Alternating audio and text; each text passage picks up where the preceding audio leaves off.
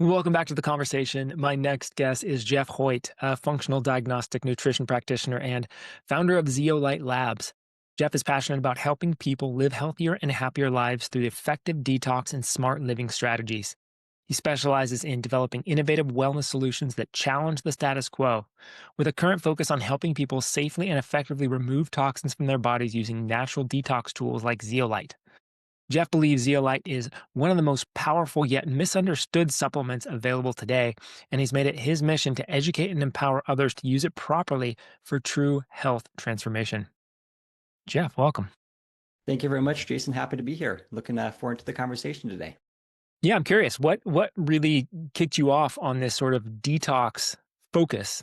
I mean, obviously it's a big issue today in today's world, but why was that something that you felt was so important for you to kind of really make a difference in? Yeah, well, I started off kind of in the functional wellness, functional medicine space, and then I got into biohacking, opened up a biohacking center. I was doing all this stuff that was helping people, but once they stopped doing it, a lot of times they were going back to their original baseline. And I realized there was a missing piece. And this is the very short version of the story, but basically detox was one of those missing pieces where when you're detoxing, you're removing toxic elements from your body. And then when you're done with the detox, you're better off than when you started, opposed to a lot of biohacking technology, which is great. But then a lot of times you're back where you started to begin with. So I got into detox. Then I was looking into, okay, what are some of the most effective and efficient methods to remove some of these deeply stored toxic elements from your body? And I experimented with a number of things. And there's different approaches that work well for different people because ultimately I think the body is in control of detox. And the healthier someone becomes, the faster they're going to be detoxing. And there's some approaches that just work well for other people. But zeolite was a little bit different in that I was seeing results that people were not getting with some of the other products and technologies out there. And especially for kind of the more sensitive individuals, the too sick to detox individuals that could not handle the stress that a lot of other detoxes resulted in. Yeah, I mean, one of my favorite things about sort of the detox approach, and I mean, look, it goes back to even Ayurveda. Right? They have a whole panchakarma process, right, which is sort of complex in its way, but the framework of the idea is the same, which we both share an education in functional diagnostic nutrition, which is cool. But really, it's that the body knows how to be healthy. It has these processes, and there's these blocking factors that get in the way, whether it's trauma or whether it's these toxins, right? And there's a natural waste that the body builds up. So theoretically, if we lived in the cleanest, most pristine world, no chemicals existed, metals were all in the ground in their proper places, and we never interacted with any of them, we'd still have biological waste that we have to remove, right? Hormones need to be processed. There's all kinds of things that need to happen. And just due to living, let alone all of the chaos that we're living in, this doesn't happen at the rate that we optimally would be doing it, right? We need some of these sort of assistance in detoxification. Again, going back to Panchakarma, it's something that they do in Ayurveda, ideally once a season, right? As the season turns. So they're doing it 3 times a year, sometimes more. And so it kind of showed me through that lens that like this is something that's been around for a long time. This idea that we can assist the body in purging and getting rid of these stored metabolic waste toxins. In Ayurveda they call it ama, right? And as a practitioner, that's something I noticed in my practice. The more that I guess the longer I practice, the more I realize that's what we got to do. We just got to get these blocking factors, and the body will return to its sort of healthy function. So I love that you're sort of doing this, and so maybe we can just get into some of the aspects of what zeolite is. Some people probably have heard of it, some people have never heard of it, but even the people that have heard of it may not know what it is or what makes it unique. So maybe we can just start at the very basics, like what the heck is zeolite? Yeah, absolutely. So it's a mineral. It's a naturally occurring mineral with a negative ionic charge. So it's going to bind to positively charged elements, which happen to be a lot of the toxic things in our bodies, like the heavy metals, environmental toxins, mycotoxins, radioactive materials, metabolic waste products like ammonia, urea, excess histamine, etc.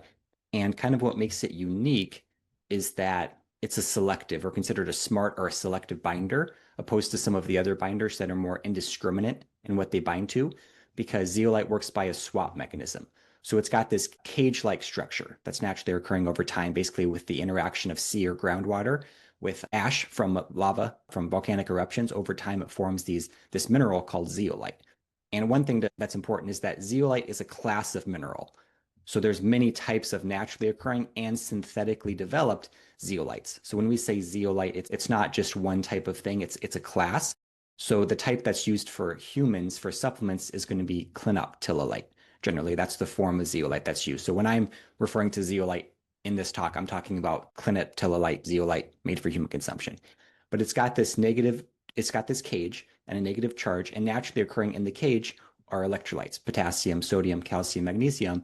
And then the zeolite will trade those for heavier elements when it comes across them in the body, such as heavier metals, right? So heavy metals are heavier than the natural elements. So that's how it works. That's why it's selective, where it's not going after your essential nutrients and it's just going after the heavier things.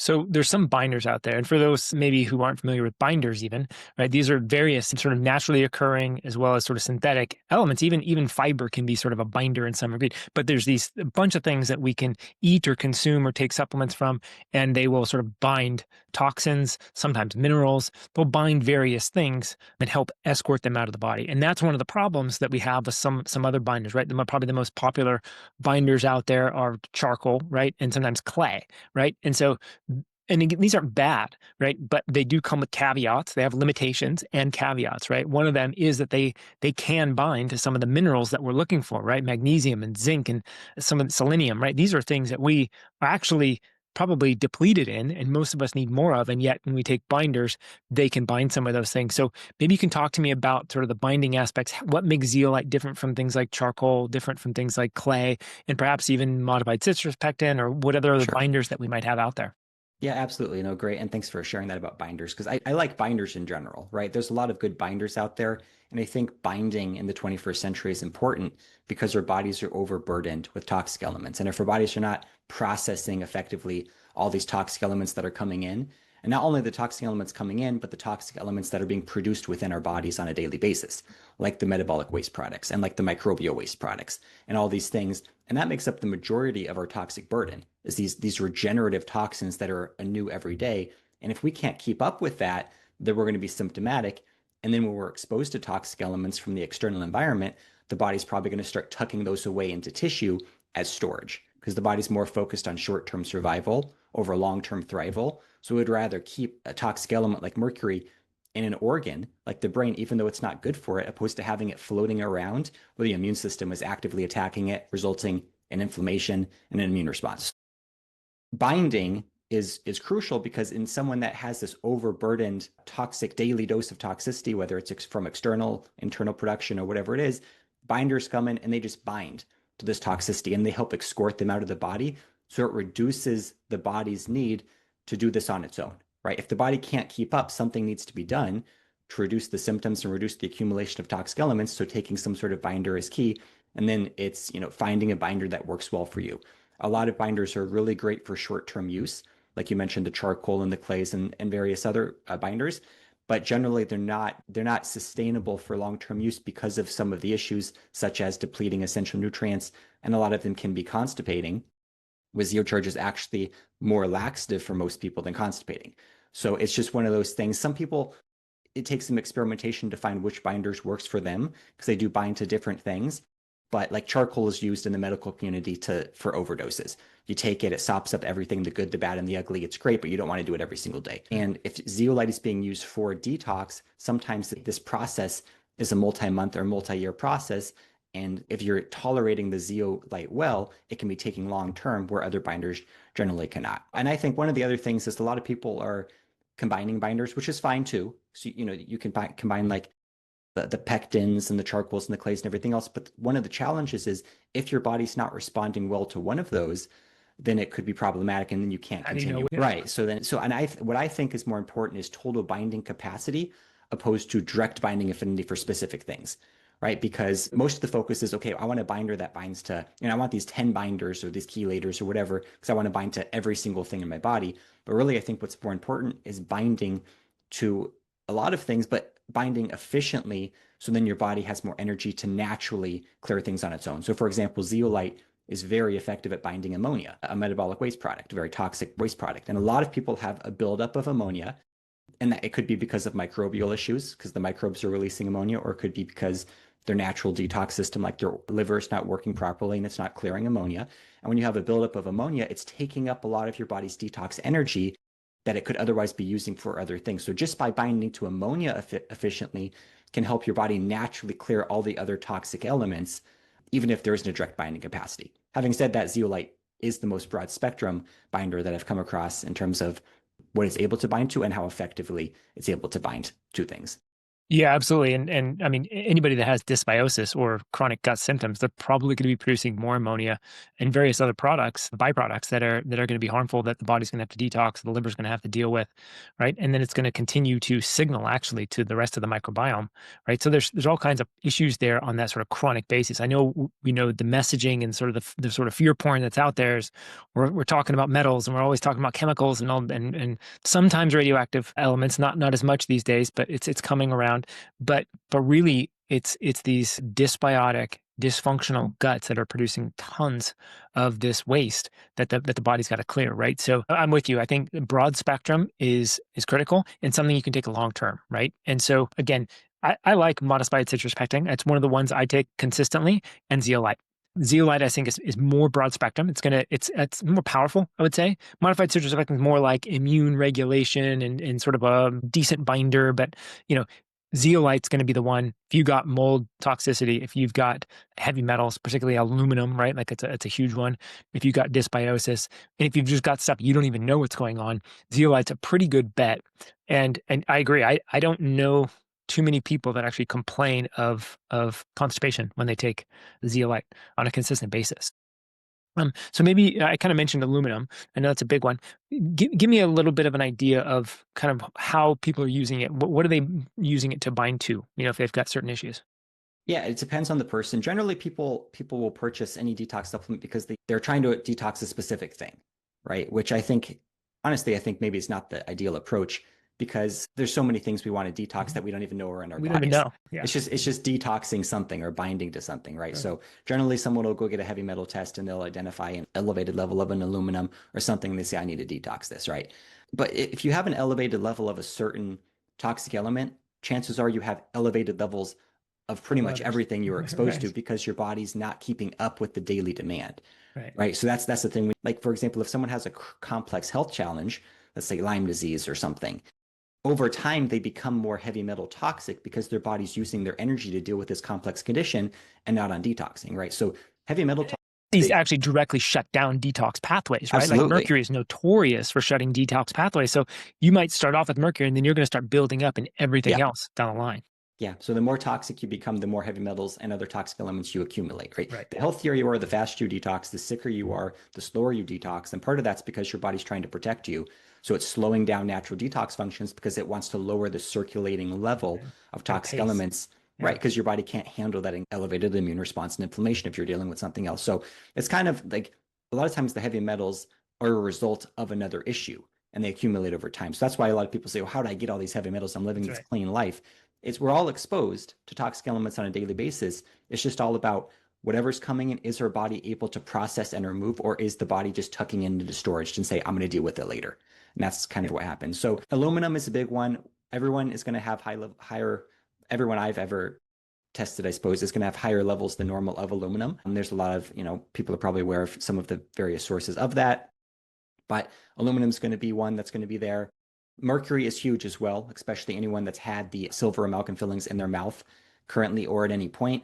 The mercury just gets lodged there. And mercury, I do think, is one of the more difficult metals to remove from the body because it's so destructive. And I think the body is more hesitant to let it go than some of the other metals because it's so destructive. So a lot of people I've seen are detoxing a lot of toxic elements. They're feeling better, but the mercury is kind of the stubborn one because the Mm-hmm. body is resistant to let it go because the body says, I don't want to necessarily let this metal go out of the brain or out of a tissue if I can't safely excrete it. If it's It's going to dangerous. Like we don't want to let it out.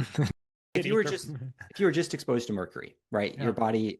Your body's dealing with it, right? It's a high stress environment. Your body's trying to clear it. It clears as much as it can, but whatever it can't clear, it just tucks into tissue.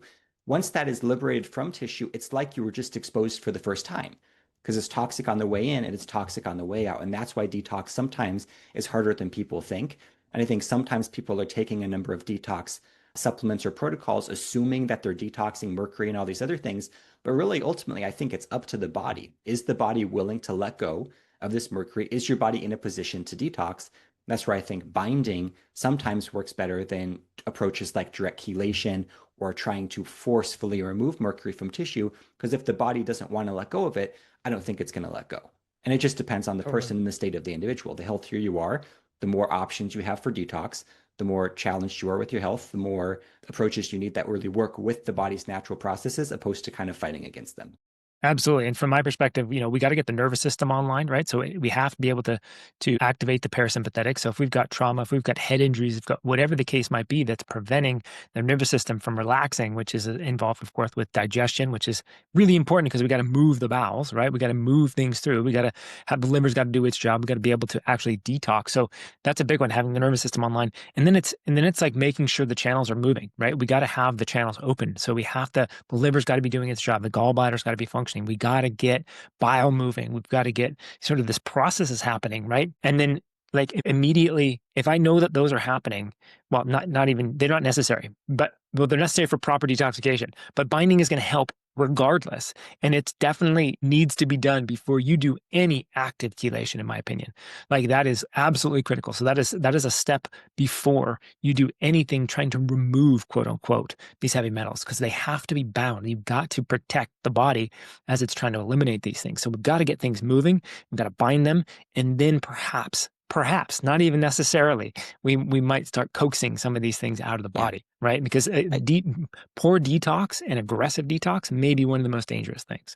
yeah, I agree. And I think it's interesting because it most detoxes just by nature are going to add stress to the system, Yes. right? Because they're mobilizing or pulling or somehow removing toxic elements from a storage unit. That's Requires lots of general, resource, right? Like right? regardless, it takes a ton of resource to actually get rid of these things. Absolutely. And that's kind of why the body's keeping them in tissue Right. because it doesn't have the resources to get rid of them for the most part, or not at an accelerated level. So once those are mobilized from organs and tissue into kind of general circulation, the body's processing center, then that's going to require a lot of energy to remove those things, right? So and it causes stress because the body's now trying to actively remove it. So with chelation and various even natural forms of detox modalities that are going to mobilize these things, that's adding stress to the system. Not necessarily a bad thing. It's just that some people can't handle that stress, or they can't handle it for very long, and they have to keep taking breaks on and off the detox. And some people are considered too sick to detox. Because if you're at your kind of max threshold of circulating toxicity, where you're basically symptomatic every day just from your daily dose of toxicity, and you try to go and mobilize more toxins from storage, you're going to get these detox reactions, right? And really, that's a sign that your body's telling you there's now more circulating toxicity than what the body wants to deal with, hence the symptoms. And it's really not sustainable. So zeolite is kind of the opposite approach. Instead of going in and just trying to rip out or to mobilize toxic elements from tissue, it's just binding. It's binding what the body's already working on, the metabolic waste products and whatever that was kind of floating around.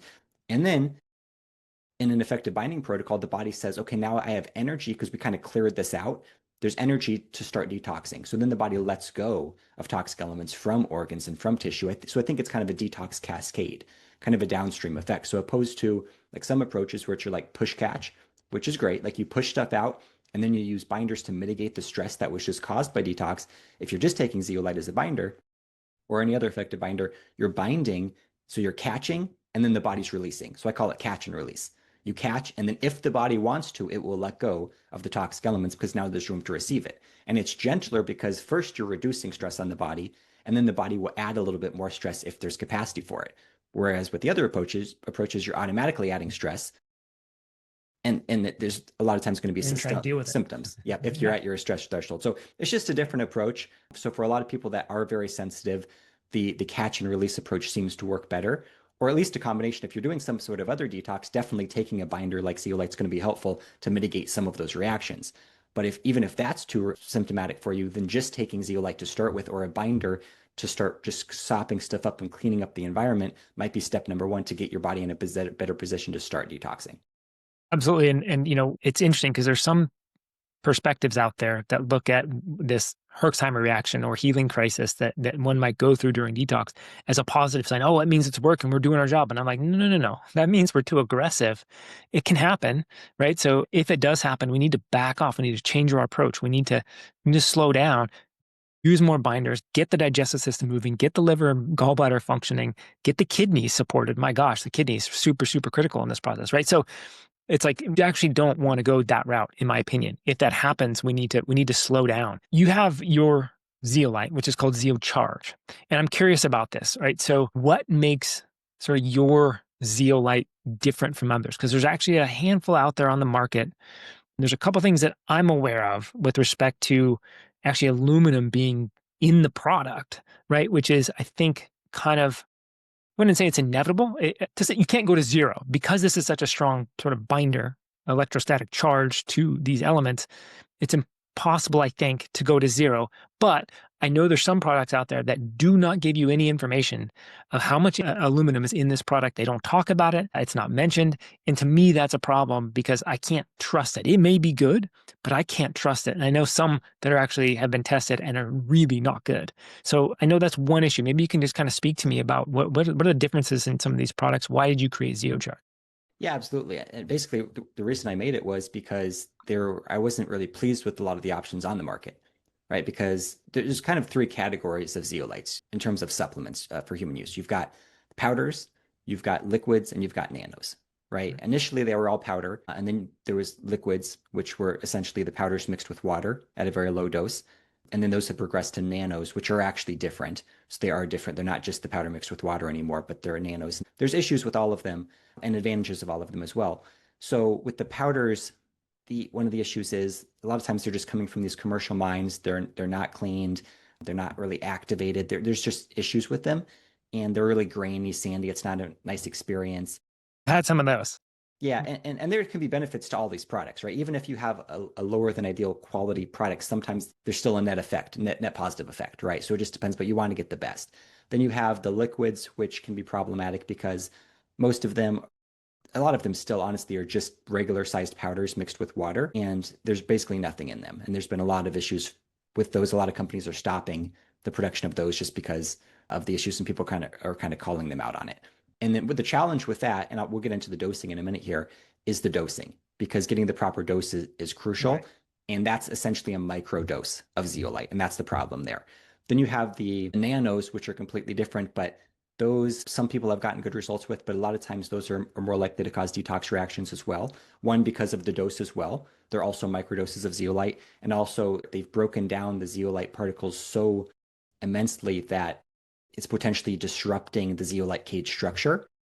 And now you have clinoptilolite fragments opposed to actual zeolite cages. So you don't have that cage structure anymore for ion exchange. You have absorption capacity because you can still bind stuff to the surface. If you're at like 2 nanometers or something ridiculous like in a nano, you might not be able to capture a lot of toxic elements in the cage anyway. So limitations, there is some advantages like increased surface area, but Well, and those are marketed, I think, to basically detox at the cellular level, right? Like that's kind of how I've seen them really kind of pushed. And like, I don't know the validity of that, to be honest with you. It's kind of above my sort of knowledge base, and I wouldn't know how to verify that, to be honest. But I know that's kind of really how they're pushed is that we got this sort of micro, and we can bind things at the cellular level. yeah, and that is the marketing. And I would say so it's if that is the case, so I know at least one of the major companies talks about that it's actually going through the digestive process and then absorbing through the intestinal lining and absorbing into the bloodstream and then going into organs, et cetera. So if that's I don't think that's happening, right? So It's going to hit something before it goes through exactly. I mean, the at this mucosal micro dose, you're going to have all the zeolite cages bound by the time you get to the small intestine. It's never Right. going to make it to the bloodstream, let alone the Right. organs. Right. And I don't think you would want zeolite in a brain or an organ or any of that stuff. And at that point, you're really have turned it into a synthetic chelator at that point, opposed to a binder, right? Because the whole point of the Right. binder is to grab this stuff and reduce the stress load. If you're bypassing digestion, which some of the companies are claiming, where they're just absorbing in the mouth sublingually or whatever, and then it's going straight to the brain or the bloodstream, that's not a binder, right? So now Right. it's really more of a synthetic chelator. So I do, there's also very, very little research on nano zeolites. So Yeah. it's one of those things that's kind of proceed with caution.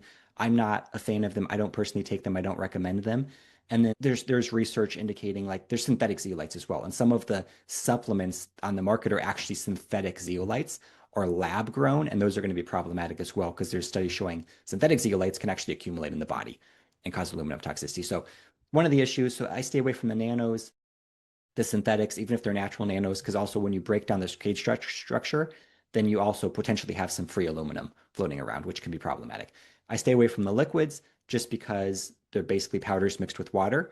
and there's going to be a very, very low dose. And then the powders, so that's where in my process, the question was, then how did I come up with Zeocharge? It's like I'm going through all this stuff trying to identify the strengths and weaknesses of each product. And I said, okay, What's the path? Yeah. yeah, I'm like, we're definitely going to go with the powder. And then I'm Yeah. like, okay, let's make this a little bit better.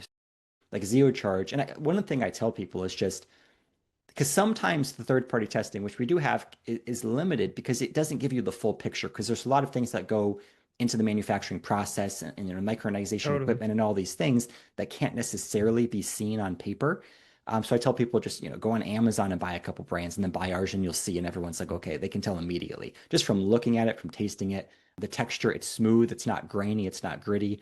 It's just very fine. Almost people think it is a clay because it's so fine. It's so finely micronized. So we've done that. We have the cleaning process, so that's one. So it's purified, which is basically the activation along with the highly micronized to make it a small particle size, so it has a high surface area, which just means more binding capacity. So you need Right. a little bit less to get the same results, right? So sometimes, like with powders, you could have three powders and you might need 10 times or 20 times the amount of one powder to get the same effect as Zeocharge because of the surface area. And you wouldn't really want to take that high of a dose because there's potential, contamination or purity issues or whatever. So basically with Zeocharge, one, it's, the cleaning process, the micronization, it's finer.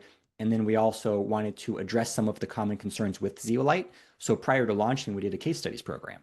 So basically through that, we were able to say, okay, we were able to show that it's not causing aluminum toxicity, which we should probably talk about.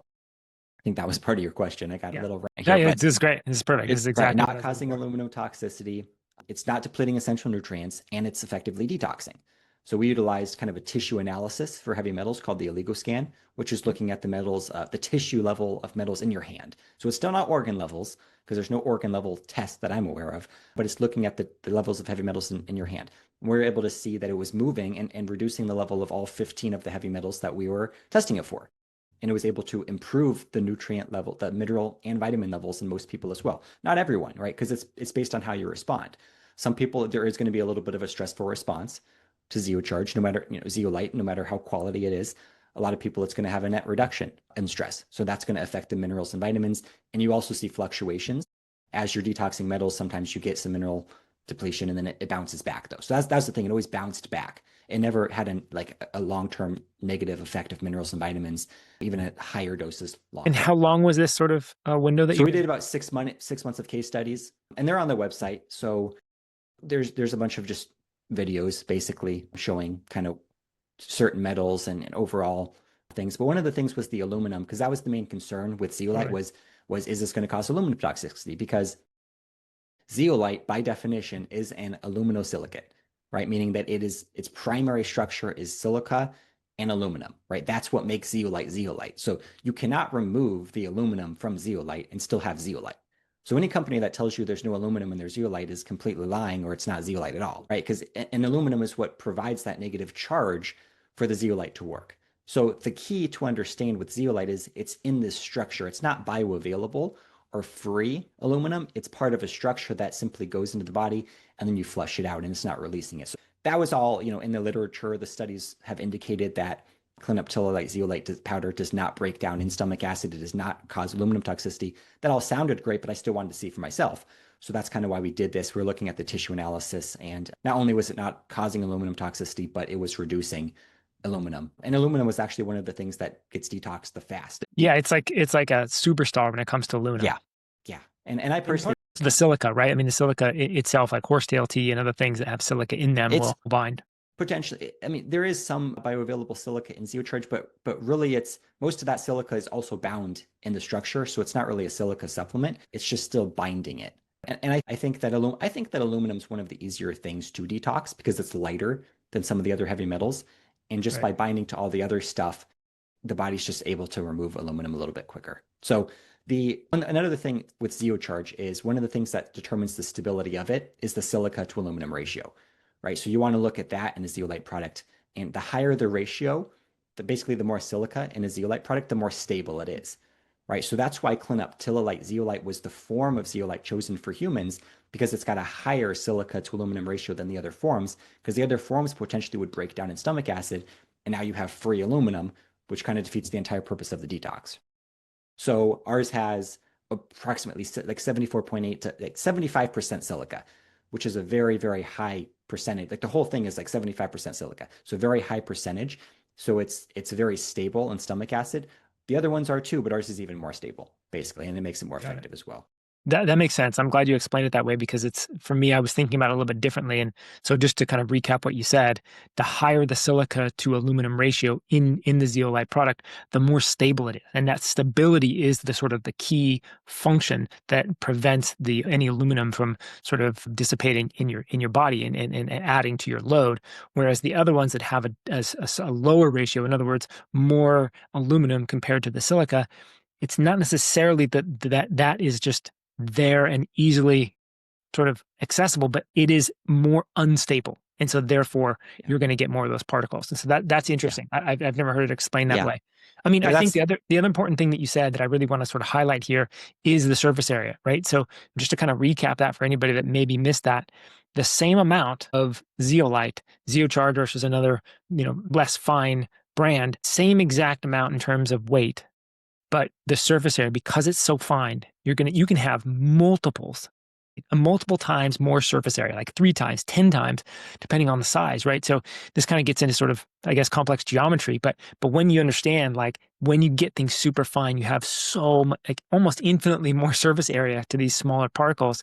That changes the game in terms of how much you're taking, not only the experience of it. I mean, the experience is definitely a part of it, right? But I think most of us in the sort of who've been taking supplements and smoothies and other things for a long time, we're kind of used to just taking things that aren't exactly the most pleasant. So I wouldn't even say that's the biggest thing that I would worry about, but rather that I can take less and get the equivalent effect, or I can take the same amount and get much more effect binding capacity. So I think that becomes a really important factor for yeah. why I would choose something versus something else. Yeah. And I think, and that's, it's kind of an art because that's where some companies are saying, oh, let's just make it even smaller and smaller and Infinitely smaller. small, right? And then, but it's like you don't want it so small where you start destroying the integrity of the zeolite structure, Right. because although you do have more surface area, it's now potentially less safe and potentially free aluminum and potential other issues. So Yep. that's why we Makes don't sense. have anything in the nano range. One, because we want to preserve the stability of the structure and it's really safety first.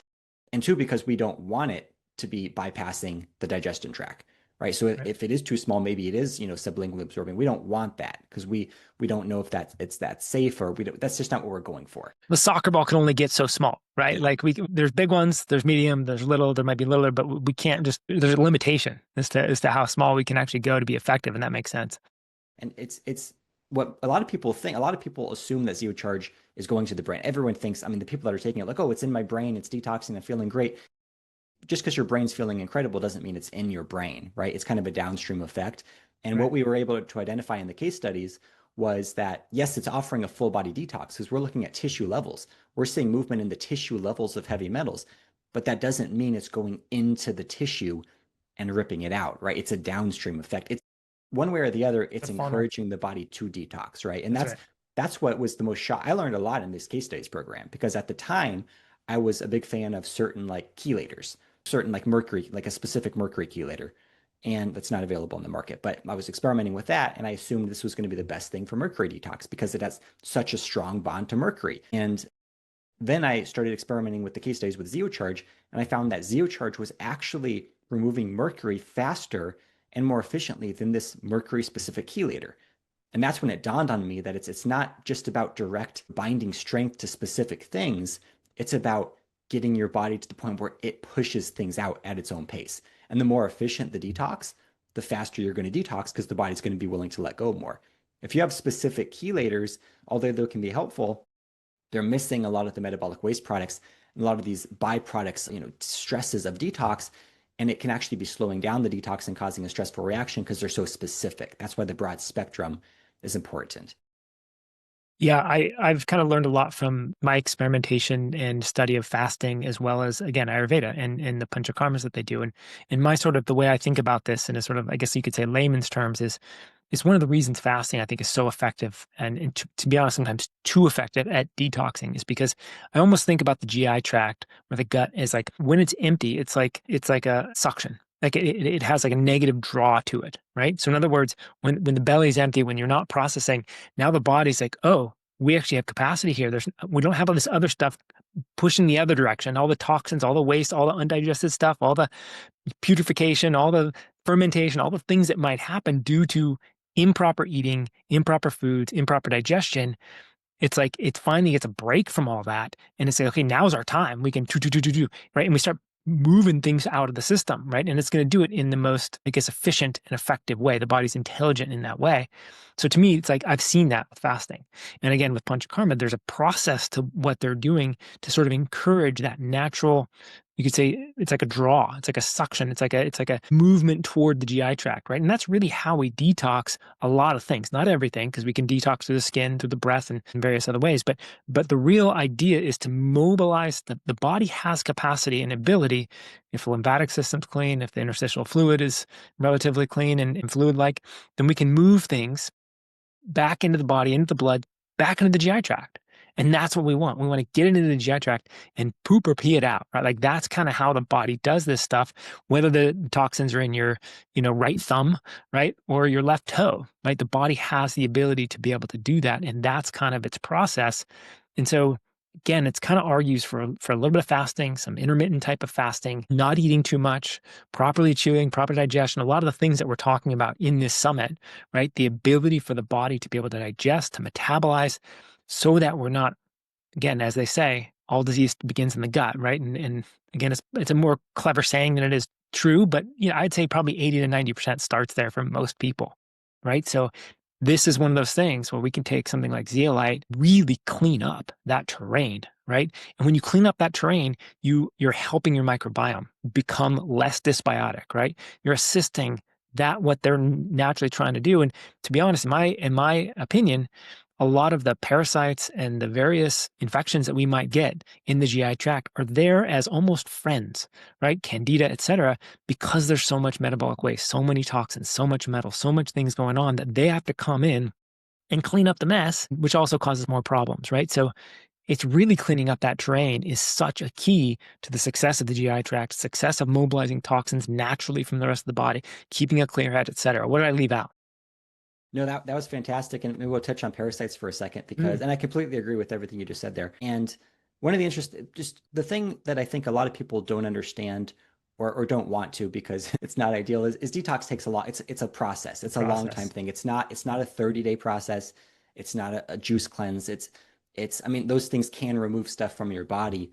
But if you've been accumulating toxic elements for 30 years because your body hasn't been working properly or you've had amalgam fillings or whatever, your body's not going to just let go of all those in 6 months or a year, right? It's the longer you've had them, the longer it's going to take to remove them because the body's going to remove at their own pace. So doing the fast and doing these things can accelerate the detox, but they're not sustainable forever. That's right. Right. So it's really a lifestyle and doing that's why Zeocharge can be very helpful because it's something that can be taken as long as you're responding well to it for an extended period of time and you can kind of keep that detox ball rolling opposed to having to continue going on and off, on and on and off. Well, and this is a life, in my opinion, detox. That look, the body's not going to stop detoxing. The body's not going to stop. This is a lifelong process, and so to me, this is why it's so important to find these products like Zeocharge that you can take on a consistent basis. Which doesn't mean every day for the rest of your life per se, right? But consistently enough where you're bringing it in and you're using it intelligently for life because we are surrounded by so many toxins, so many metals, and we produce metabolic waste. The good news is the healthier you become, the less support you need. Right? That's kind of the supplements they're supplementing. So as you become healthier and your body's natural detox capacity is increased, then you can start lowering the dose of your detox supplements, right? But I just wanted to touch on parasites because it's always interesting. A lot of people, as an unexpected side effect or benefit of Zeocharge is they're passing parasites. And they're saying, what's happening here? And it's not that the zeolite is directly going in and binding to parasites. It's that it's cleaning up the environment and then the parasites, the opportunity for these things to thrive starts going away and they just start flushing them out, right? And in a lot of ways, it's more beneficial than killing parasites because when you're killing parasites, you're then releasing all of the toxic elements that the parasites have just consumed and are protecting you against. And now you get these terrible reactions. But if you can get the parasites to leave with all the toxic elements inside of them, you don't get those same reactions. Right. It's like having these drunk people at your party, right? It's like you can start a fight with them if you want, right? You're probably going to cause some destruction in your house. You might get a little bloodied up yourself, or you create the environment in which they don't want to be there, and they naturally just leave on their own, right? And your party continues. And so, in what your sort of anecdotes there are exactly what I've seen, which is that it's really about that terrain. And if you clean that up, because they're cleaning up again, they're kind of your friends, right? They're kind of your friends, right? Sure, they cause some damage, right? But they're there because of all the toxicity, all of the putrefaction, all of the fermentation, all the things that are happening in the GI tract that really shouldn't be happening. And they got to come in and do the dirty work. Like they got to clean up because the body is unable, and you're giving it too much of this toxicity. And so Yeah, when they're naturally being passed, when they're naturally leaving, that's a sign that the terrain is actually being cleaned up. absolutely. And maybe we should just touch on detox reactions really quickly Yeah. and kind of what to And expect. then before I forget, I want you to go into dosing too. Yeah, I'll go in. Yeah, So I'll combine these two, right? cool. So, and I think so. Detox reactions are very interesting. We kind of touched on earlier that they're not ideal, right? You don't necessarily want to have to experience these terrible reactions when you're detoxing and kind of fight through them because it is a sign that it's adding Yeah, stress to the system. it's too Now, fast. but there's different types of detox reactions, right? So there's certain types potentially are unavoidable and certain types are avoidable. So we Yeah, definitely want to I would avoid agree. the stuff that is avoidable and then maybe slow down the detox for things that are unavoidable, right? So for example, one of the types of reactions that we do not want is redistribution of toxic elements, right? And that's going to come from an inefficient detox. So you go in, you kind of stir stuff up, and then you have all this other stuff that gets stirred up that your body has to deal with, right? And then some of them redistribute to a new home, right? That's not ideal. And we'll go into dosing with that. So interestingly, there's a dosing paradox with zeolite that I discovered a number of years ago, where higher doses are actually gentler and less likely to result in detox reactions than microdoses or low doses. So with most things, you want to start with a low dose. You want to work your way up, right? Start low and slow, titrate up. But with zeolite, at least with Zeocharge, you actually, it's a better idea to start with a higher dose and then titrate down. Explain Micro, that. The logic. I'm like yeah, looking for the logic here.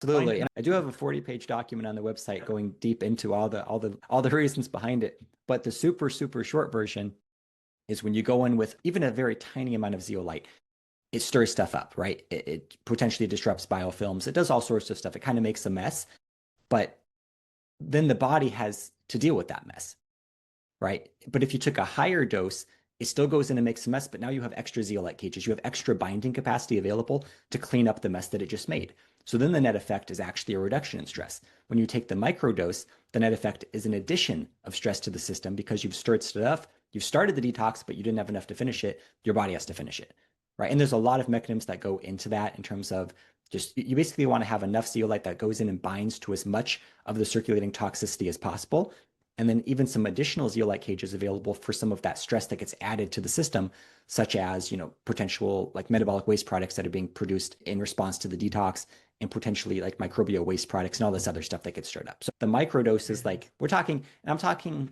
because a lot of people say, oh, you're recommending these mega doses.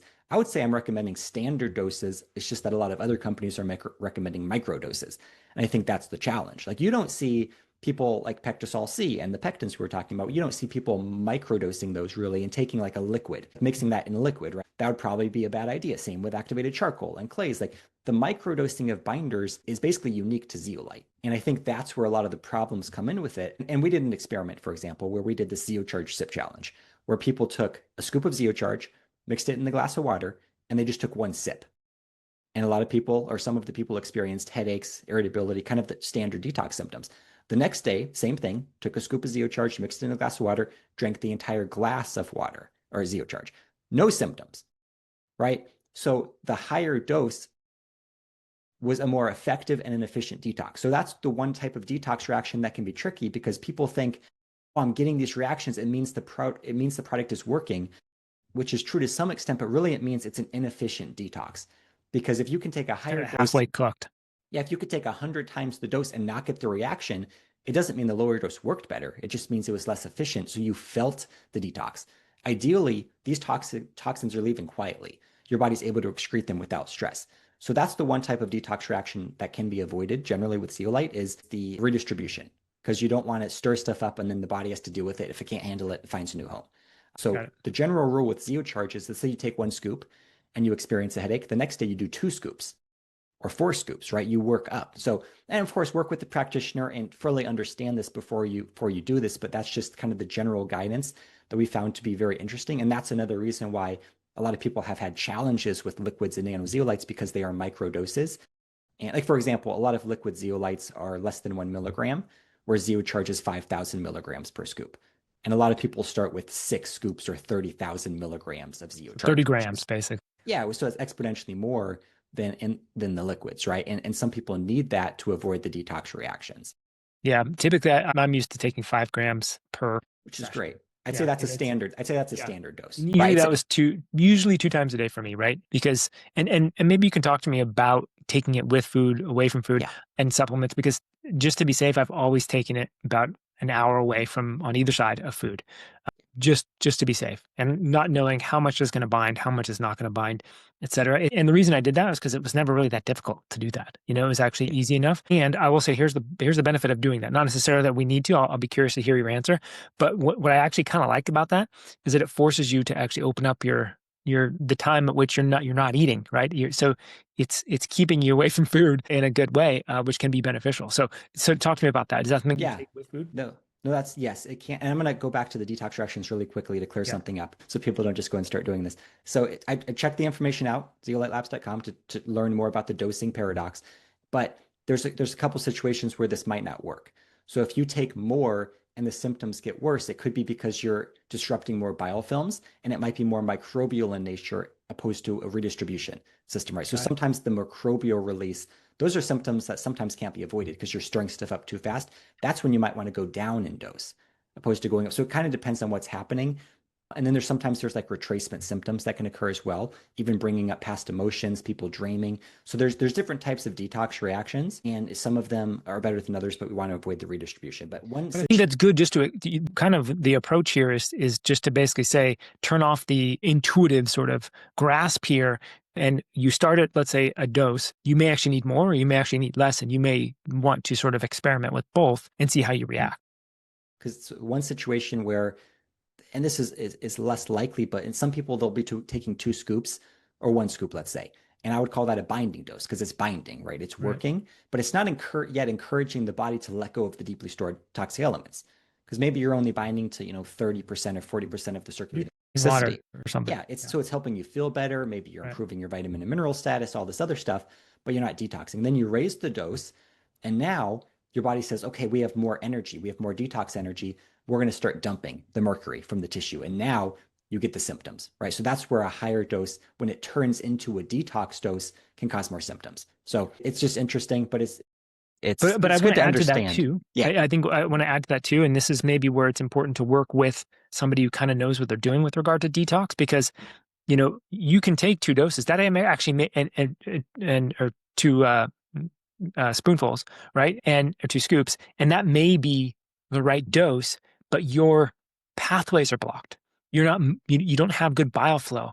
Your livers and kidneys aren't being supported. You're not moving your bowels often enough, right? So that may be and that's why you're getting the reaction. In other words, the dose is perfect. It's doing exactly what it's supposed to do, but the rest of your system is not supported. It's not functioning very well, right? You may have suboptimal hydrochloric acid production, right? There's a lot of reasons, right, why the system itself may be dysfunctional. Now, again, in those situations, that's where I kind of tell my clients, okay, well, let's back off on this sort of detoxing. Let's support the systems a little more, and then we can go back up. But I just want to point out that it's not necessarily unavoidable. The dose may not be just the problem. It may be the system that is not able to keep up, and we can support that as part of the process. Yeah, and that is one thing. When you're detoxing, you definitely want to make sure the bowels are moving, and that's as discussed earlier, one of the reasons why zeolite sometimes works better than the other binders, because it is less constipating. Interestingly, the lower doses, like a half of a teaspoon of Zeocharge, would be much more likely to cause constipation than 12 teaspoons. Interesting. 4 tablespoons, right? So because it's less about, because with the other products, it's usually the actual material that's causing the constipation. Right. With zeolite, it's more of a detox reaction. So the higher doses, if it's resulting in a more efficient detox, then it's less likely to cause the issues. And some people even then start getting diarrhea at the higher doses. So I'd say it's 80-20, 80% of the time, that's the case, but 20% of the time it can be constipating. So it's one of those things you never know how you're going to respond to any product. And that's why it's always difficult to, talk about things with absolutes. So it takes experimentations. But I would say if you're going to be trying zeolite, experiment with the dosing to see what works best for you. And I don't know if we were so obvious with this, but tell people where this is binding. Is it staying in the GI tract? Is it going into the sort of hepatic portal? Is it going into the liver? Is it just GI tract? Yeah, I'd say just GI tract. I mean, there's a lot of thoughts and theories on this stuff. I mean, most companies are saying it's going into the bloodstream and in the brain and the organs and all this. I have not seen evidence for that, but I don't think it has to, right? Because it's the downstream detox effect. I think it's the GI tract, and then it's being pooped out basically. And one of the interesting things with the liver, I think it's incredibly effective for the liver because as the liver's producing this bile, if your liver's toxic, your bile's toxic, right? And then you have this toxic bile in your small intestine, which could be resulting in SIBO and some of these pathogens that are actually from liver toxicity, but binding to basically the toxic bile and preventing the recycling of this toxic bile can be greatly helpful. And that's basically purifying your blood because you have Right. this loop where the liver's releasing toxic bile, then it gets recirculated like 95% of it Yeah, through it's the blood. absorb that bile, right? Like it's Yeah. part of the body's natural process to reabsorb the bile, reuse it, and sort of recycle it. And if that's toxic, is what you're saying, then why do we want to we want to Yeah. recirculate toxic bile, right? So we got to get that out of the bile so we can recycle the bile and get the toxins out. So I like to look at zeolite kind of as a bile filter, right? So Right. it's kind of filtering the bile in the small intestine, so then the bile can continue on and be not poison the blood and back to the liver and recycling it. So I do think to the question of the timing and when to take it, can it be taken with food? It is unique in that it can be taken with food opposed to having to be taken on an empty stomach like other binders because like in animal studies it's always taken with food because they always mix the zeolite with the animal feed and it's still shown to improve nutrient levels in the blood even when taking with food, right? So it's not depleting the essential nutrients. And there's advantages of taking it with food, there's advantages of taking it on an empty stomach. It's going to bind to whatever is currently there. So if you take it after a meal, you're going to be binding to more of the metabolic waste products and stress of digestion. And one of the reasons a lot of practitioners do recommend taking Zeocharge between 30 and 60 minutes after a meal is because that's when a lot of times your body your liver dumps a bunch of bile, Bile. right, to start helping with the fat. So, and if your liver's toxic, then you want to bind to that to prevent the reabsorption. So, a lot of people do take it after a meal and find that to be greatly helpful. A lot of people take it on an empty stomach. What I say is, whenever you're most symptomatic, whenever you think you have the most toxicity that your body's processing, take it then, because Yeah. that's when it's going to be most effective. Well, I'll give people a tip. One of my favorite times is first thing in the morning, right? With warm water, whatever, lemon, whatever you might, whatever, because you've just been laying down all night, and there's a bunch of metabolic waste happening going on in the digestive system, and the reason that the best way to tell is to before as soon as you get up in the morning, just look at your tongue, stick out your tongue, and look at that coating, whether it's white, yellow, green, brown, sometimes even a blackish, right? All of that is, again, in Ayurveda, they call that it's metabolic waste. So that's telling you, and it's crept up into this part of the GI tract known as your tongue. So there's a lot of stuff to be cleaned up there. And to me, it's an opportune time to get rid of whatever's in there, right? And again, lemon water, lime, usually warm water is more effective. That'll get the GI system moving, right? It starts to signal digestion or binding all that metabolic waste that was created at night. So that's just one of my favorite times is right then. And again, that's great to hear that you can take it with food and to help clean up that sort of digestive mess if that's going on. So that's cool. I learned something new with regard to timing, which is really cool. And by the way, my wife loves your product. She took some as soon as it arrived, and she's like, "This is fantastic. This is good stuff." She's like, although I didn't tell her how to take it, but she took just the powder and then downed it Oh, with water, and I'm like, it's a little fine, you know. And she's like, yeah, it's a little tough, but yeah, she loves it. She's had some GI stuff going on lately, so that's been really a big help for her. So, Jeff, this has been fantastic. Tell people where they can find more of your work. the best place is going to be the website right now, zeolitelabs.com. That has a lot of information. There's an education tab and page that has a lot of videos, presentations, going over zeolite best practices, a lot of information on dosing. The case studies page is on there. We're not currently very active on social media. We only have an Instagram. So if you want to follow us, we're looking to start posting more in there. So Instagram, it's at Zeolite Labs, and then zeolitelabs.com, and just check out the education page. And I would check out the dosing for sure, because that's going to be the most important thing is like getting the dose right. Well, this is fantastic. Again, you're one of the few people that I've seen in this space that is just kind of curious and wants to look, see what's working, see what's not happening. See, I mean, to me, that really it goes a long way because a lot of people kind of skip over that stuff as to see what's actually happening when people take this stuff and really using it as an experimentation, a way to learn, right? And hopefully a way to improve the product. So I think so many people are afraid to do that because they don't know what they're going to turn up, and God forbid it, they have to redo their process or find a new source. I mean, I know you guys have a really good source that you have. Again, thanks for all the work that you're doing. I really appreciate it. Thanks for coming on. Yeah, well, thank you for everything you do and keep up the good work. And it was a pleasure.